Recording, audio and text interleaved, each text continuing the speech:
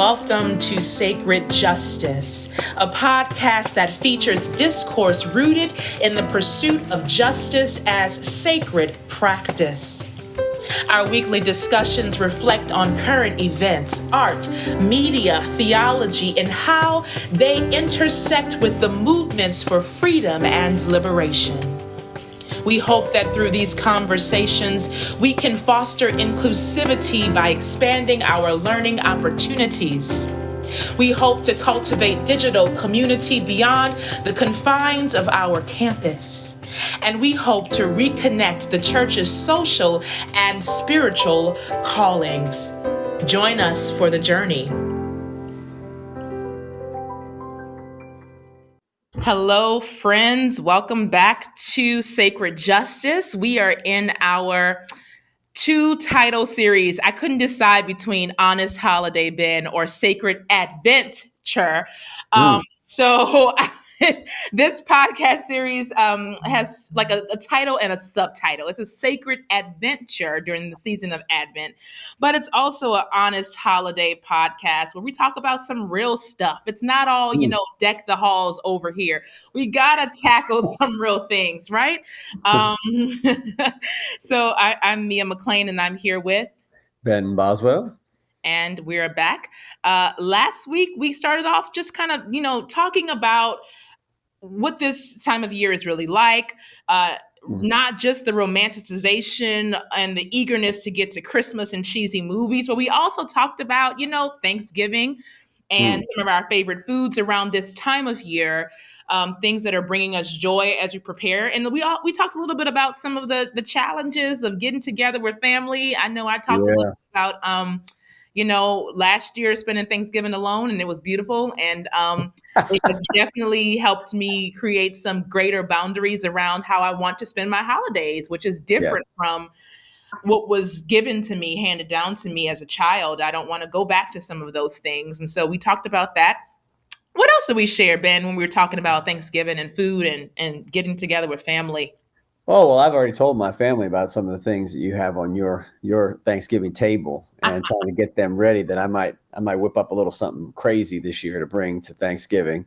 My mom said, "Do you mean Brussels sprouts?" I said, "No, Mom, crazier than Brussels sprouts." So we've been given the task of bringing like a side or a dessert. So, Lucy's going to cook something. I don't know what she's going to cook, but she's going to make something. Last year she made pecan pie and blueberry pie, which we were not expecting, but she just kind of made blueberry marshmallow pie.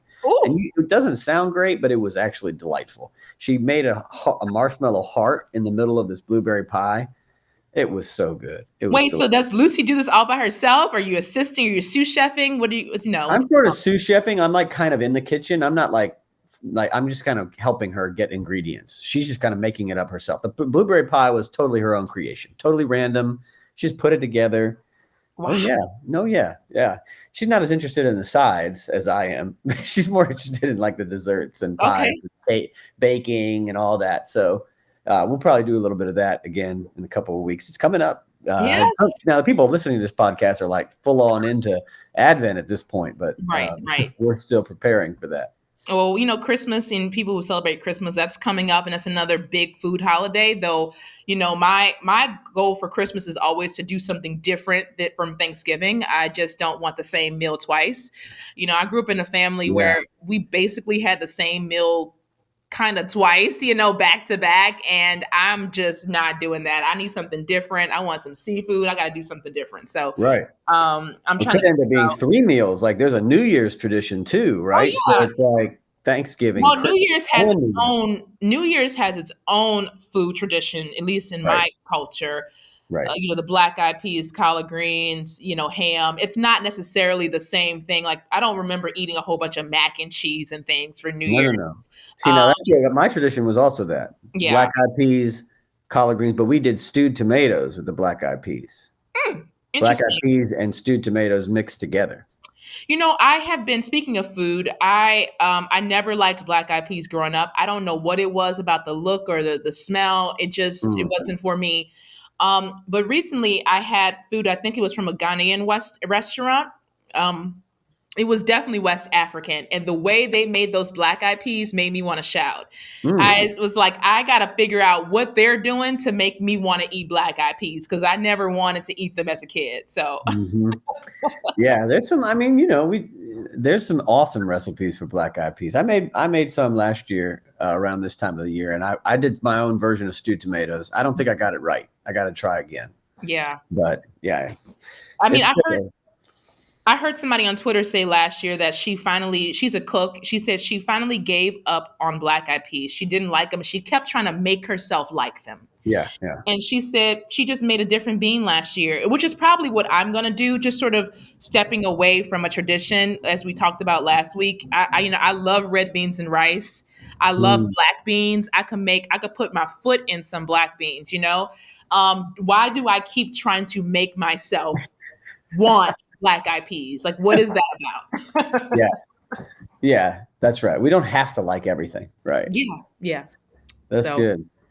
so anyway, I hope you all ate good for Thanksgiving. If you celebrated that, I hope you're going to eat good throughout the holiday season. This is a season's a feast, and we want you to, if you are able, to share some of your feast with others who may not Yeah. be able to feast on their own.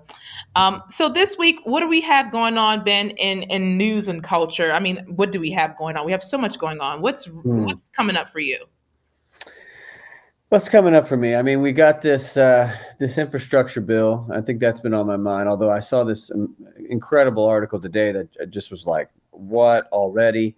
The bill hadn't even been signed yet. I mean, as we're recording, it hasn't been signed yet. It will be when y'all are listening to this. But and already the religious groups are saying they don't agree with the child care initiative because it requires them to participate in non-discrimination provisions.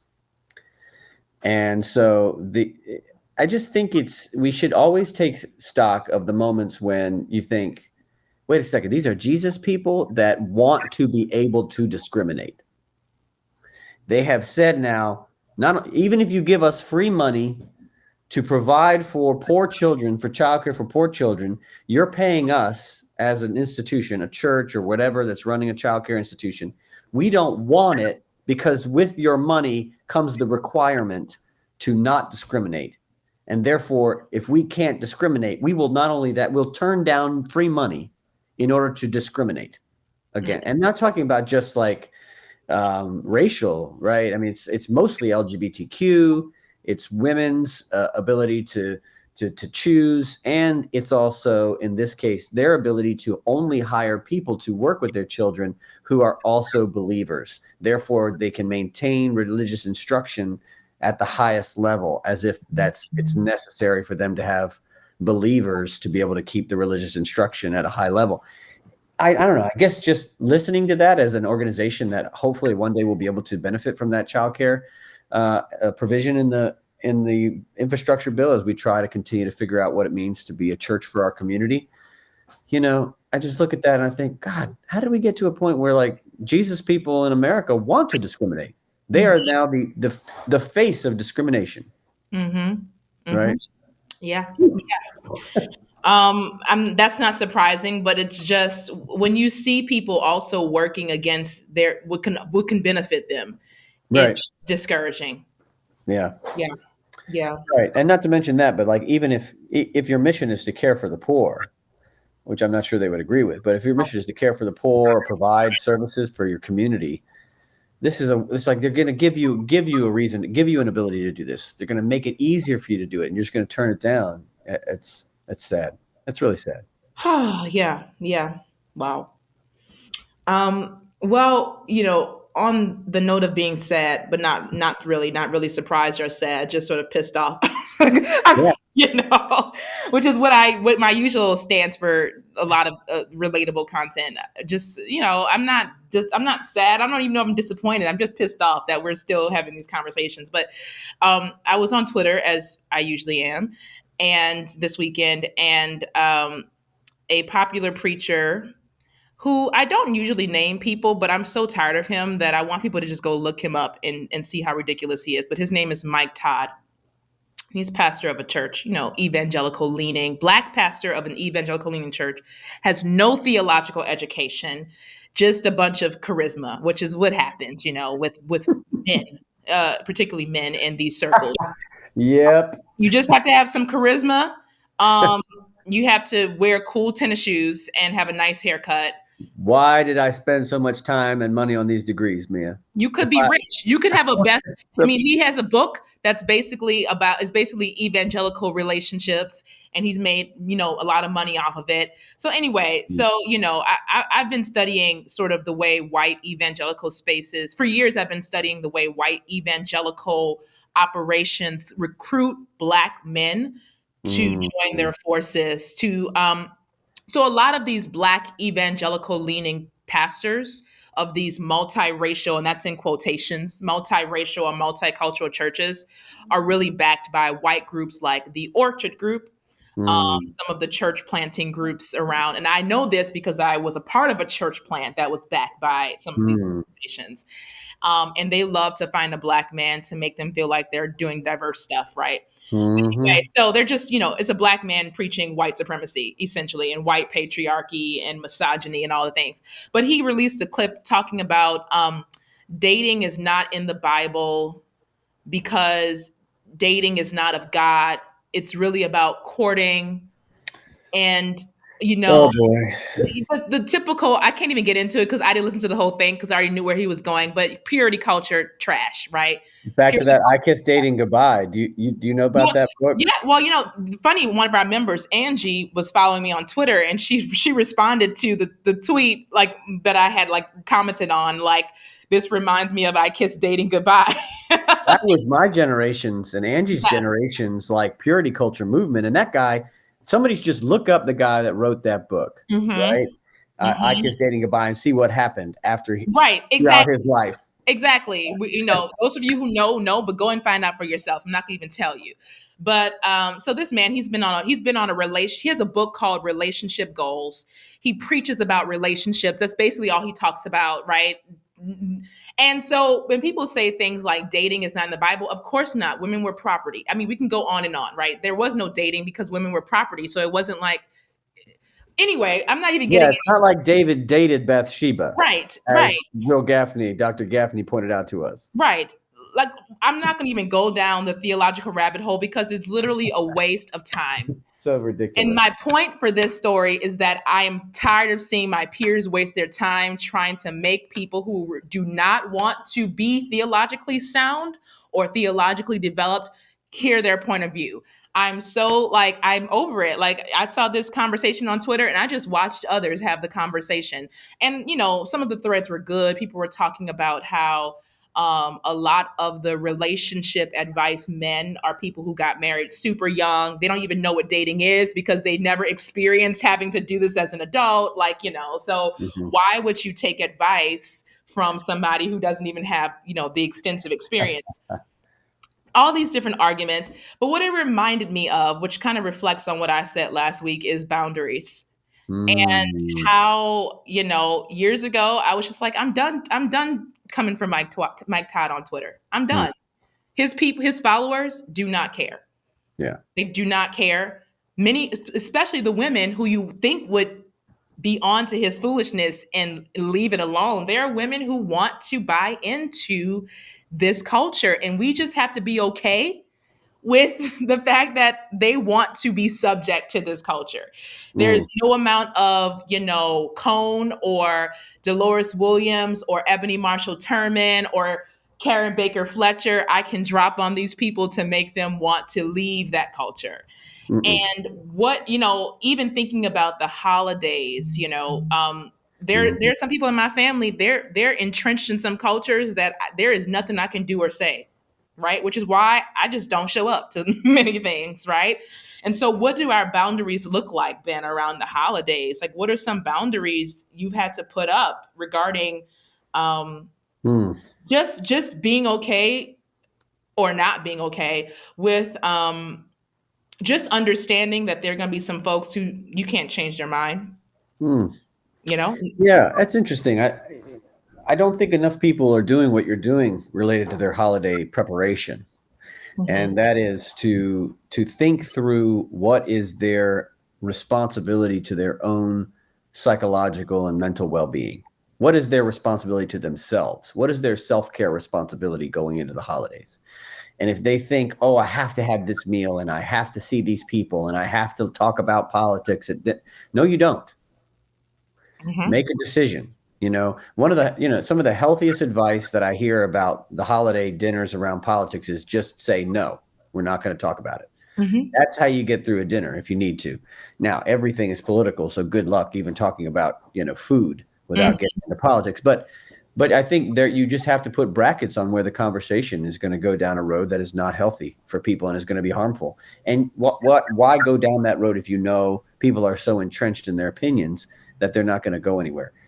I think that we are in a time where it's so divided and people are so hot about it, so angry about it, and also don't really want to listen to Hmm. each other about it.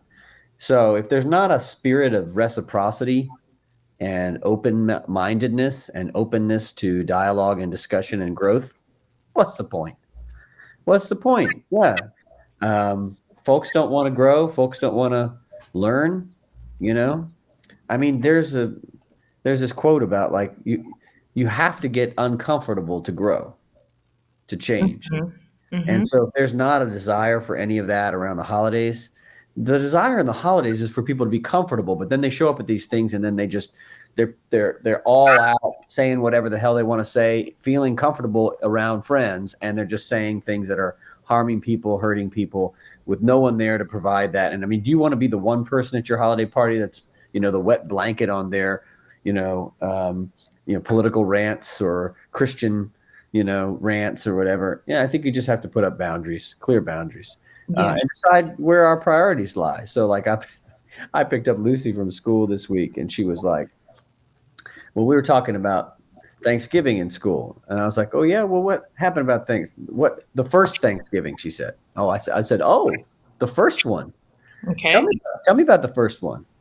And she said, well, at least she got it right. She got the name of the indigenous community right, the Wampanoag, and she was talking about the Pilgrims. And in her school, they're totally glossing over what really happened at that first Thanksgiving. Well, first of all, the whole thing's a myth. There's no first Thanksgiving. Right. Right. The whole thing's a myth, and it's totally decontextualized from European settler colonization that was happening at the time, and the long relationship that the Pilgrims had with the Wampanoag. So I'm like, okay, you tell me what you learned.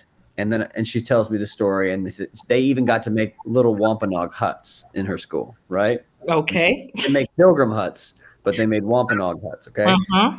And then I said, okay, so I'm going to pull up an article, and you're going to read it to me as we drive, and this is what really happened. So I Hmm. pulled up this article for her. I think it was from the Smithsonian, and just said, okay, just read about this. And she started reading. She was like, what? What? They did what? And she's learning as she goes. And I've had to do this before. It's not like it ever goes away, right? She can learn about the Wampanoag every year. I'm going to have to tell her every year about this real story of the relationship between the Pilgrims and the Wampanoag every year. And so I think there's this sense of like, I have to make a decision. Like my focus is her education, her development, her growth, my own preparation for this season and what I need to do to take care of myself mentally, emotionally, physically, and what I think is my responsibility. And then my role in our community with my friendships and my relationships, how I want to take that. But I don't have to take on anybody else's pain. I don't have to take on anybody else's drama. My goal is not to save all the white supremacists in my family or elsewhere Hmm. during Advent. That's not my goal. Hmm. Uh, I'm not going to try to change every political mind in my family. I'm going to enjoy people, and I'm going to put up clear boundaries. And I think that's where, and this is a key thing about any place we go as individuals. Like if we're going to a place and it is stressing us out, we have to do two things: ask ourselves why, and do I need to continue to be in that space? Yep. Yep. Ah, I'm telling you. Not enough people ask that question, though. I think we Nope. feel compelled to do things that we don't have to do.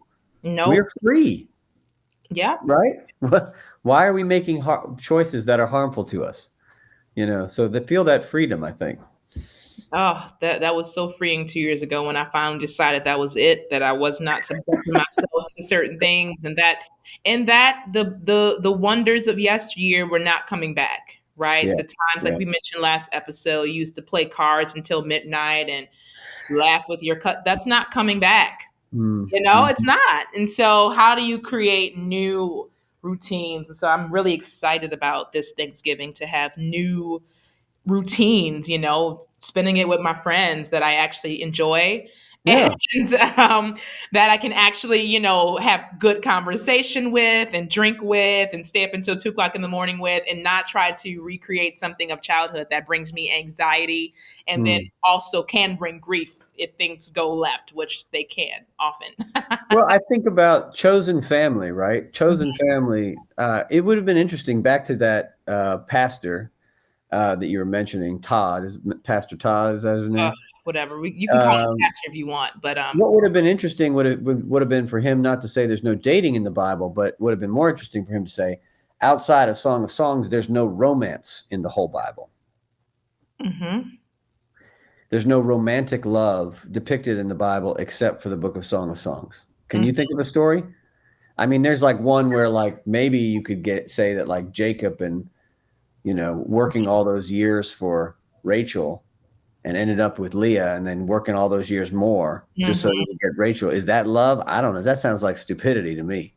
But anyway, all that, and that was about money. It wasn't just about looks, right? So he did Leah was not that nice on the eyes, they say. So, I mean, that whole text is just so patriarchal. Yeah. But I mean, there's not a lot of romantic love in the Bible. Even Joseph and Mary, talk about chosen family. Joseph makes a choice Yeah. to adopt Jesus as his own, even though Jesus is not his own, Yeah. and then to go forward with Mary. He didn't understand what was happening. How Yeah. could he?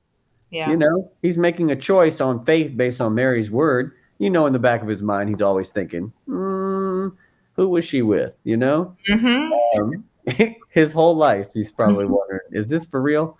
He dies before Jesus is even in his ministry. So who knows what he thought really Yeah. happened. So he chooses family. So I think there's this sense of like, some of the romantic stuff, especially thinking of the romantic stuff. This is what's so interesting about this holiday, which is leading up to the birth of Jesus and all the Hallmark movies that you and I have talked about for years. And what are their sort of vision, their eschatology is a happy ending that usually ends up in some reunification, relationship, wedding, Yes. almost always heteronormative. Yep. Right? I mean, sometimes they try to play with that where like the woman actually has a job, but Ah, like it's not no, very. no, but they don't actually let her do her job. She has to leave New York City, her job No, yeah. time, to come home and work on a farm, and then falls in love with the farmhand, and then Oh my God. And the farmhand somehow is going to support her. I right. don't understand this. There's nothing practical about these stories. Oh gosh. At So least in the Bible, the father's like, no, no, no, you're going to work for like 7 years for her. Then you're going to work like 7 years for her. Like this is economic. Marriage is economic. What are you talking about? It's romantic. In the yeah. Bible, it's all economic, right? So there's a missing piece of the way that what is Hallmark's. So I guess what I'm saying is like the Hallmark Advent, to get back into the Advent theme question of what is this? What is Advent? Is a Hallmark is saying Advent is a time of preparation for the romantic culmination at the end, the relationship that you've always been waiting for, Mhm. the job you've always been waiting for, the child Mm. you've always been waiting for, the family you've always been waiting for, Mhm. the church you've always been waiting for, the world you've always been waiting for. And interestingly, that's not exactly what Advent's about, biblically speaking or theologically speaking. It is a time of preparation and longing for something that is not here yet, but it's not like the perfect thing, perfect family, perfect relationship, perfect snowfall in the background, and perfect Christmas is another way to put it. Yeah. Perfect Christmas with all the trimmings and everything like that. It's really about longing for the world to turn upside down, the longing for the world to become the kingdom, longing for deliverance, liberation, freedom, salvation, longing for, what it means that God takes on flesh in the incarnation, what that means for the world. And I just think that we've made it we've made it so sentimental. I'm not saying that anybody it's wrong to watch a holiday movie. It's just important to distinguish that part of the holiday season from what Advent is really supposed to be about, which is a season of longing that is really about the second coming of Jesus. Mm-hmm. You read about the first coming and celebrate the first coming, but you do so by preparing for the second coming, Mm-hmm. which is what Christians are supposed to be waiting for. I don't know if I buy that either, but all the reason that we struggle is all the Advent texts are these apocalyptic, especially the first 2 weeks are these apocalyptic texts about the end of the world. That's Yeah. why we had Advent Apocalypse a couple years ago. And, it's about the end of the world. It's about the second coming, the return of Christ, the world becoming the kingdom of God, the kingdom of God. And so I think I think back about, yes, we need to lean into longing, waiting, anticipating, expectation, prep. And then I think we have to ask ourselves, okay, what are we preparing for? Can we distinguish what we're preparing for? Reverend Tar Gibbs just preached a great sermon about longing, asking these questions. What are we longing for? What are we really hoping for? What are we waiting for? And so as we lean into this season of Advent, as you participate in a Bible study, as you have an Advent devotional, as you come to worship and you reflect on the sermons and the preaching and the music, it is a season of longing and waiting and anticipating. And it's not just to open presents at the end of Christmas, right? Or to have that perfect meal, or to have that family gathering, or to have that snowfall, or that feeling of euphoria. We are supposed to be longing for something that drives our preparation in a particular direction for the world that we're hoping for what we think God is birthing. So back to my original frustration with this pastor on Twitter. Do you think the uphill battle is worth it? I feel like every year we're trying to reclaim Advent, or at least some people are, right? There's like, we don't rush to buy your gifts and don't celebrate, don't put your tree up. And I have not put my tree up, for those of you who are wondering. I mean, by the time you listen to this episode, I have. But yes, of course you will. But there's this like, I would say the high liturgical purists who are like, don't skip over Advent. We have to celebrate it. We have to honor the true meaning. And I feel like every year we are up against this battle, and not just a consumerism battle, but like, people are taking their holiday pictures with their kids and they're really excited for this. And is it fair to them for us to keep saying, actually, don't do that. This is actually antithetical to what the Advent season is supposed to be, and you're operating out of alignment with, like, how much more can we do this before it just sort of seems like we're wasting our time? I know we're not. I know that's ministry. So ministry is ministry, and it's always going to feel like we're wasting our time to a certain extent. But I think so. It's interesting. There's this long tension liturgically related to what is the purpose of Advent. That's been going on for a long time. Should we be celebrating the first coming or anticipating the second? That's been a long debate. Mm-hmm. And how do you wait? Do you wait by holding off everything until the end, or do you wait by beginning to celebrate? So the argument against the liturgy. So first, let me just admit that I have been a liturgical purist about Advent many times in my life. One church I was at, when we hired a new music minister, and he and I conceived of an Advent season where we literally did not sing any Christmas hymns, Christmas carols until Christmas Eve. And we sang all these other things in preparation.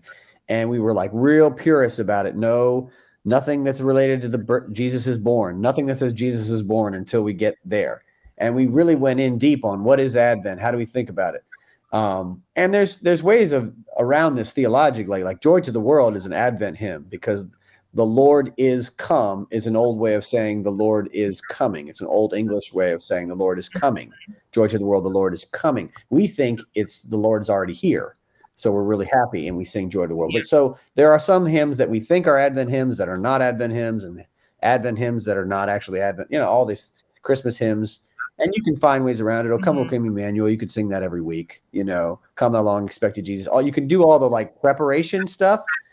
I think where Mm-hmm. this battle comes is like the consumer culture is driving us to jump into Christmas on October 31st or before. And the whole point of Advent is to learn how to wait and to learn the art of Hmm. patient endurance and to learn the art of longing and how to long, how to prepare and wait and sit and be patient, which of course most Americans can't do in a on-demand culture, in a quick fix culture, in a I can get anything I want on Amazon today, in a they just got a Chewy's down the road, and if I Hmm. want bones for my dog, I can get them by 4 o'clock, right? So I could order them Hmm. right now and they'll be here. There's just this the speed of everything. So I think it's a time, regardless of how you approach it liturgically. I'm not as much of a snob on this as I once was, because I realized that a lot of that liturgical snobbery was connected to a Western European way of celebrating the season, right?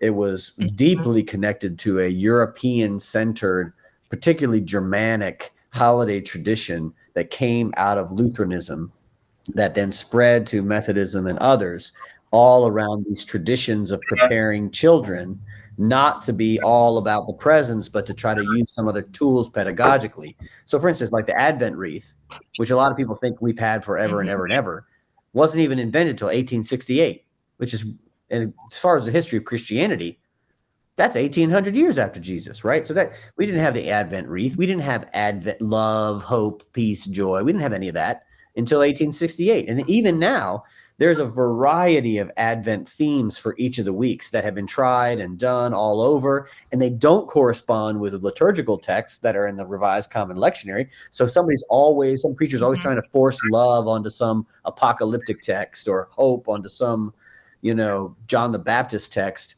because the themes don't line up. We've got it all mishmashed together.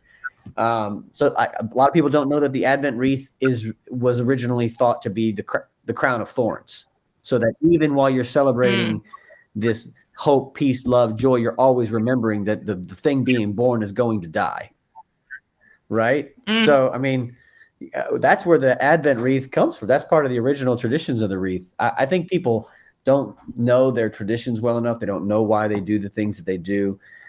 We want to make things simple or remember them the way that we were as a child or whatever. And I think it's time for us to kind of like say, okay, what is the purpose of Advent? If we're not going to be liturgical purists and we're going to sing Christmas carols, then let's take a moment to add to our season something that we're longing for and hoping for and expecting that we do have to wait for and is not going to be here wrapped in a shiny package waiting for us on December 25th. Okay. Yes. And I guess my question is kind of relates to the mythological figure conversation. Is I mean, like, I went to a church for years in Harlem that didn't celebrate anything this Whew. time of year. Wasn't no Advent, wasn't no Christmas. It was just regular church. Maybe the Sunday of Christmas they actually put a tree up and they sang something, but it was like a Yeah. regular Sunday. Up, like we didn't do nothing, and I appreciated that because I appreciated his theology behind that. Also a Duke person, but I appreciate his theology behind that. Like, this is our Sunday, and people are coming to church with all sorts of pain and grief, and we can't just be singing Mm. joy to the world from November until January. And there are people who need breakthroughs and people who need to be healed, not physically, like, but of some things. So I would rather take that approach at this season of my life than the approach of sort of forcing an traditional Advent to Mm. happen, or even the approach of, bursting people's mythological bubbles. I mean, when I think about the story of my cousins who are pastors, and they never told their children about Santa Claus. They basically said they're super Christian. They're like, we don't ain't no Santa Claus buying you these gifts. We buying these gifts. And so, but the problem was their son, who was like 4 or 5 at the time, was going to preschool and school like Santa Claus Right, right. isn't And real. bursting all these other kids' So the bubbles, parents were yes. calling. Yes, the parents are calling my cousin like, "How dare your son?" Do anyway. So there's all of this. I'm not trying to burst the bubbles of people here, but I just don't know how to actually have the honest conversation without bursting people's bubbles. Yeah. So, yeah, You and that's know, a I really think. important question because I think there is a place in our world for belief in mythology and traditions that are fun to Mhm. get involved. Practices like Santa Claus or even the Easter Bunny or Tooth Fairy, or you could just go on back Halloween, right? And all that comes with Halloween now, and the mythical figures, belief in magic, mystery, all that can be very, very healthy and helpful. And also, there's a lot of that in Christianity, right? I mean, study Joseph Campbell and the history of mythology and how the stories work, and the hero genre, and how the gospel kind of turns that on its head. I mean, there's so much there that can be very helpful for. I don't think we need to steal magic away from people's childhood. I think that's not necessarily healthy. So you would not find me to be a fundamentalist on this on the other side, which is like no discussions of mystery at all. Don't talk about Santa. There was an old sermon we used to do that we would fake preach this sermon that we heard from this evangelical white preacher about Santa and Satan being similar letters. And like you Yeah, would go through the yeah. letters and you preach about a different version of how you're going to hell based on each of the letters, you know? And so it was kind of fun. We used to do that each year, like in college and seminary, but we're kind of picking at the idea that like you can get overblown with this sort of like abstinence, right? So this is puritanical, right? The Puritans also abolished all of Advent and Christmas. You did not, Mhm. Puritans did not celebrate either Advent or Christmas. It was banned as a pagan celebration. It was not considered to be welcomed. And I think that's problematic. I think what they're trying to do is Mhm. to create this sense of uber piety that is also unhealthy. Again, it's kind of like purity culture. It's another kind of purification culture. Purifying your Advent of anything Christmas is the same as trying to purify your life of dating and the culture around you. I mean, it's this idea that somehow everything in our culture is evil and we have to get rid of all of it, that there's nothing redeeming about anything.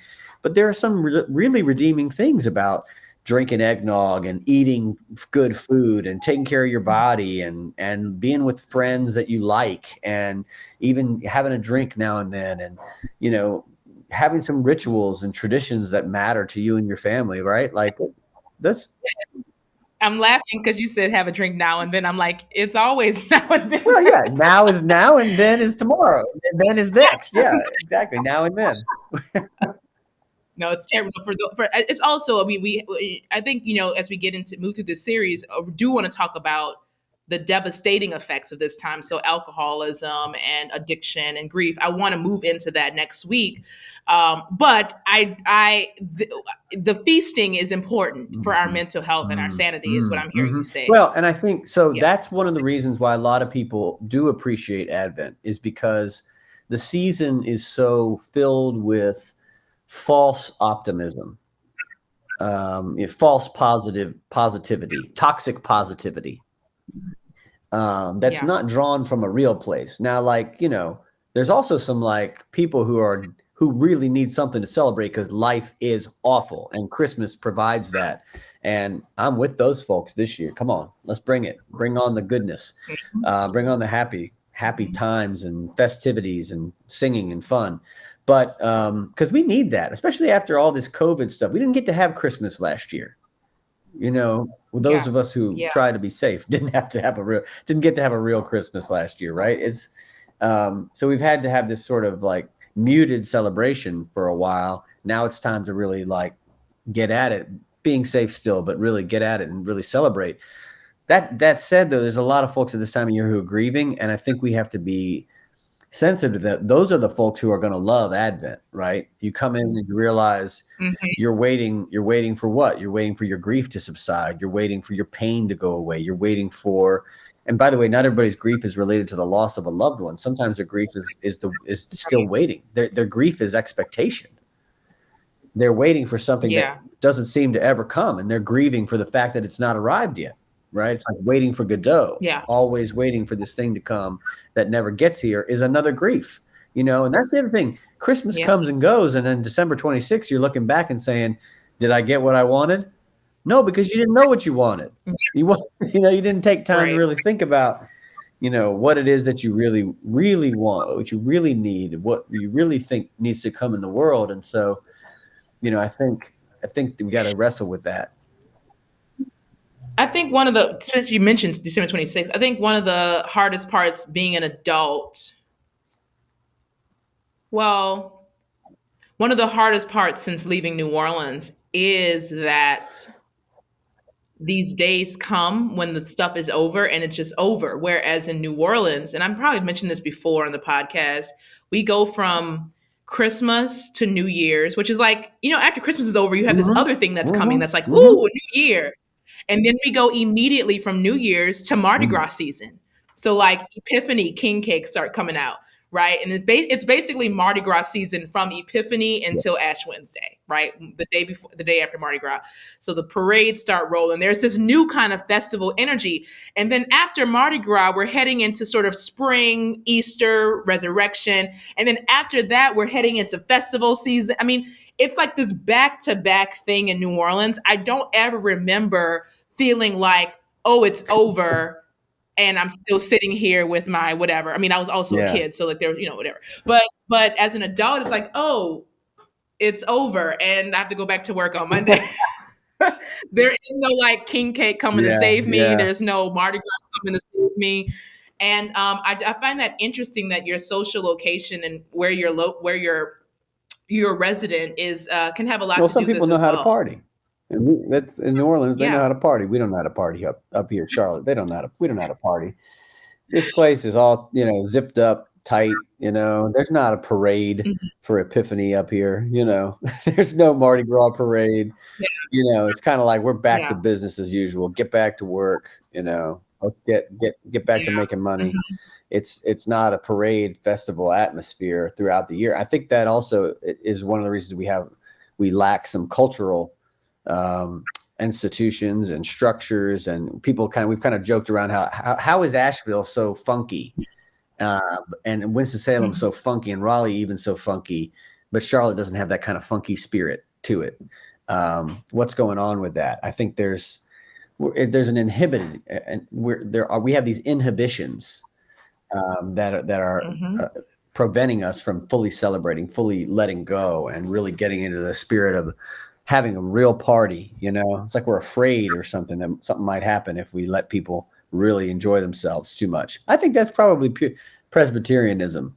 They're tied to the Yeah. Puritans from way back.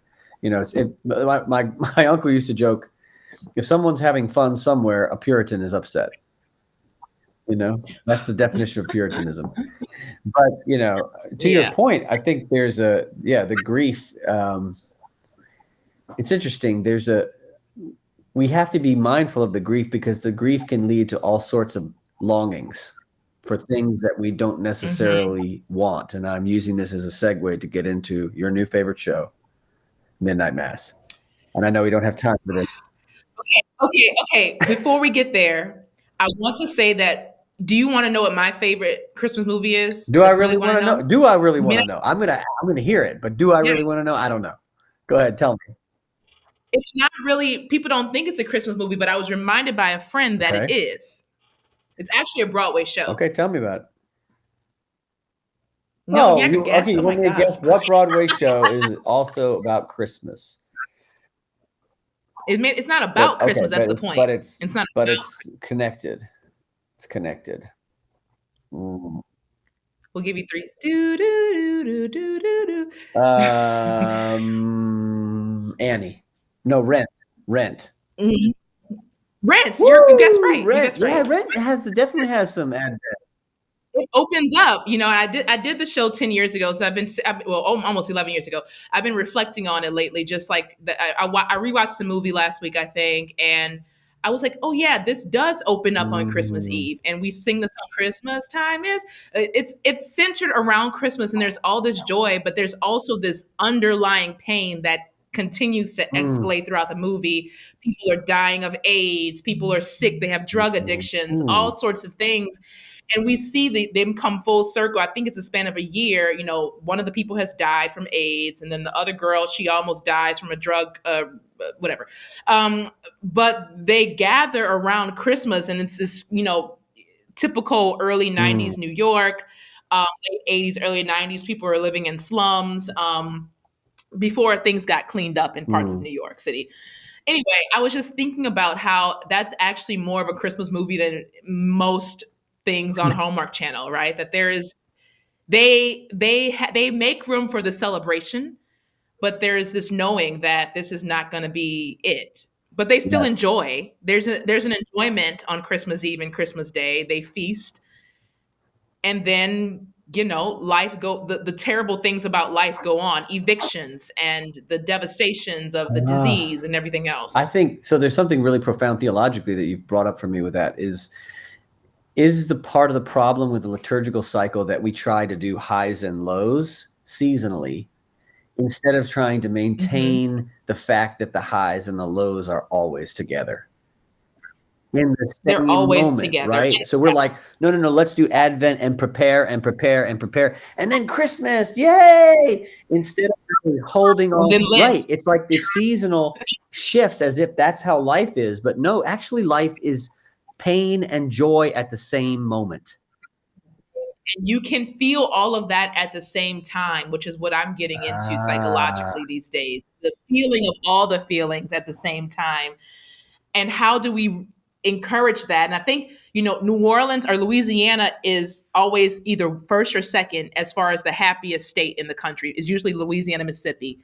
And it's also bottom of the list, 49 and 50 for social, like economically. It's just one of the poorest and most economically disenfranchised.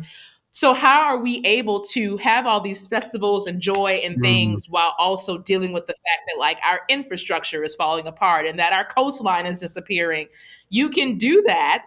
And I think Rent does a good job. It's a very hard movie, but it does a good job of yes, showcasing yeah, that. and I think a lot of people are trying to do that in a much more secularized or less careful way when they say, "Oh, Die Hard is my favorite Christmas movie," with Bruce Willis, and they always have this tradition, family tradition of watching Die Hard. If folks don't know about this, look it up. It's like a whole thing because it is a Christmas movie, like it's staged during Christmas. Yeah, That's the definition of a Christmas movie. Is it Christmas during the movie? Christmas movie.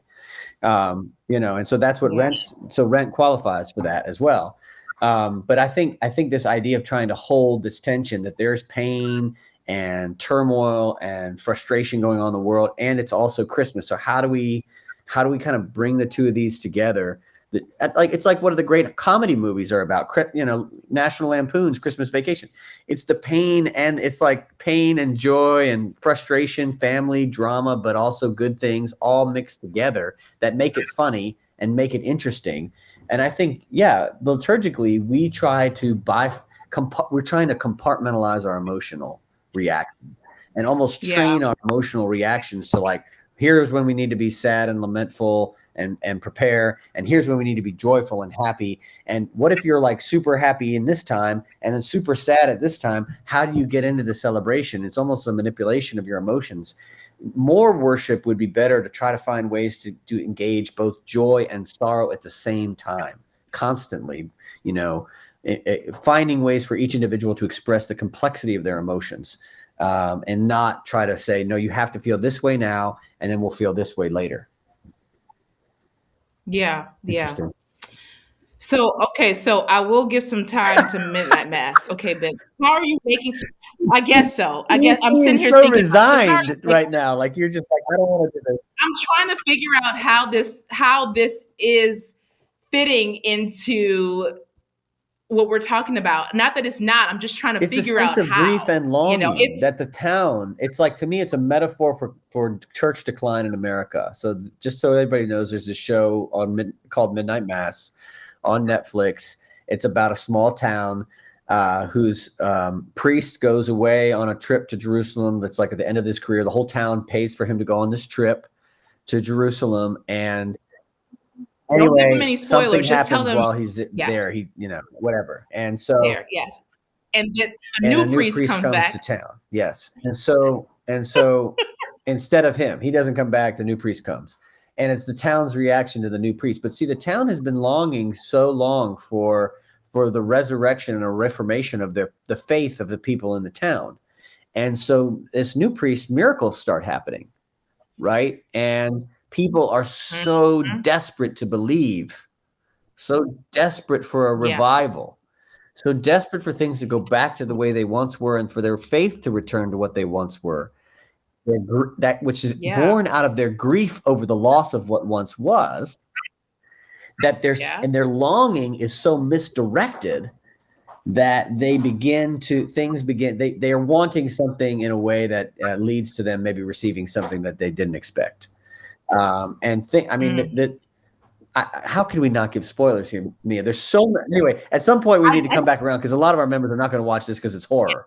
But there's so much about this Yeah. show that is a metaphor for the church in America today.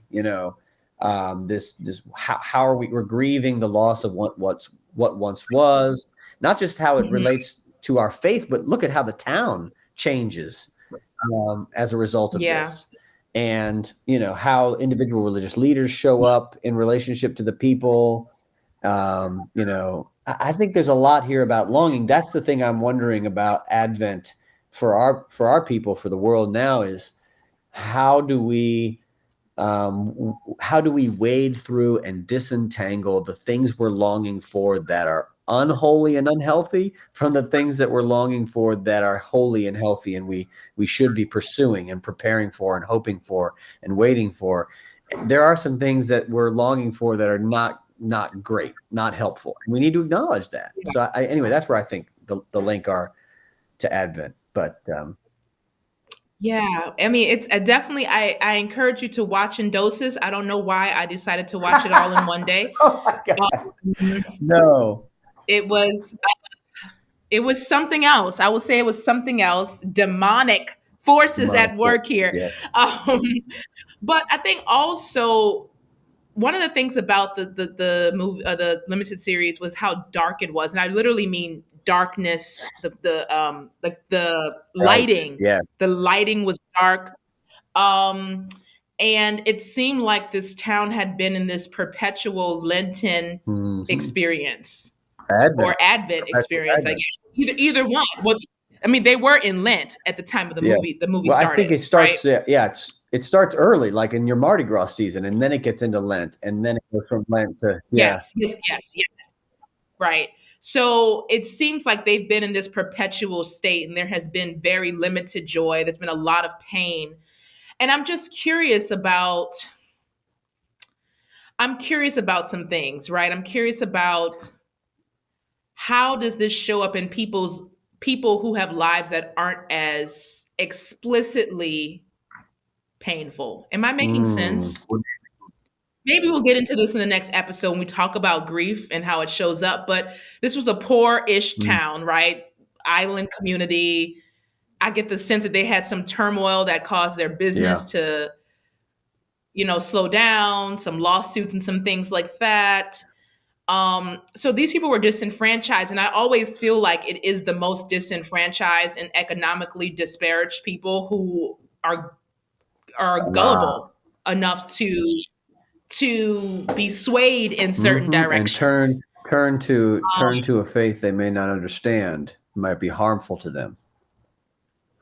Yes, and not because they're uneducated, but just because under resourced. I mean, like, I have questions. Maybe we can continue this conversation. I have some Well, questions that I want the to. thing that I want to yes, and let's disagree. hold this, and I just want to add one thing here is there is a there is a I mentioned this in a sermon that a lot of us don't know where to take our grief except to Hmm. Facebook, which turns our grief into anger and sends us out into the world as violent people, right? Like there are people, we now know that Facebook's algorithms are designed to make us hateful, either Mm, hateful mm, of others or self-hateful. Depends whether you're on Instagram or Facebook. Self-hatred is basically what yeah. Instagram's about. Hatred of others is what Facebook's about. And that's why, because it's the different. You have groups on Facebook and you don't have groups on Instagram. So it's all about like being Right. self-hating. And so there's people playing on our grief because we're vulnerable in grief. It doesn't matter how smart we are, how wealthy we are, how educated we Mm-hmm. are, where we are socially located, we are vulnerable if we are grieving. And here's the thing, everybody's grieving. They're just grieving different things in different Mm-hmm. ways. And there's a lot of, Yeah. I think it was the grief, like for instance, I think about Loudoun County and the CRT thing and turning of Virginia to a Republican governor, all because of one county and their panic around CRT and transgender and masks and all that stuff. The parents said that they went from being 83% white county to 46% white in that county in the course of a 10 to 15-year period of time. They're afraid.